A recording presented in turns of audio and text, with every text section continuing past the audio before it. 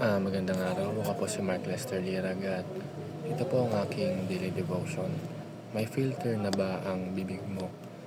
Na tinalakay po ni Pastor Russell Ocampo sa 365 Daily Devotion. At ang concept ngayong araw is tungkol sa sanctification. Alam naman natin lahat na sobrang uso ngayon ng mga filters. Halos lahat ng social media apps may filter, may pampakinis, may pampaliit ng muka, pampapogi at kung ano-ano pa. Pero ang tanong, may filter na ba ang bibig mo?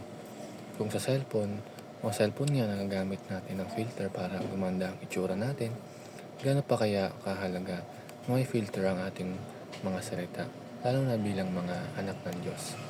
Sabi nga sa 2 Corinthians chapter 3 verse 18, "But we all, with open face beholding as in a glass the glory of the Lord, are changed into the same image from glory to glory, even as by the Spirit of the Lord." Dito sa Bible verse na ito ay pinapakita na ang sanctification ay proseso kung saan unti-unti tayong binabago ng Panginoon upang maging mas katulad niya.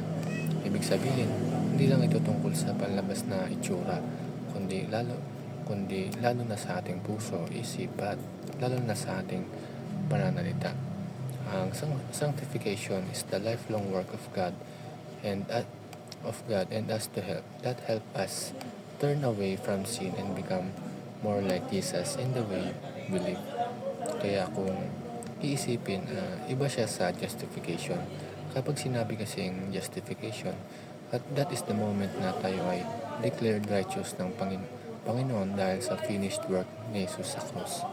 Pero ang sanctification naman, ito yung proseso kung saan tayo ay being made righteous araw-araw, little by little, habang sinusunod natin ang kalooban ng Diyos.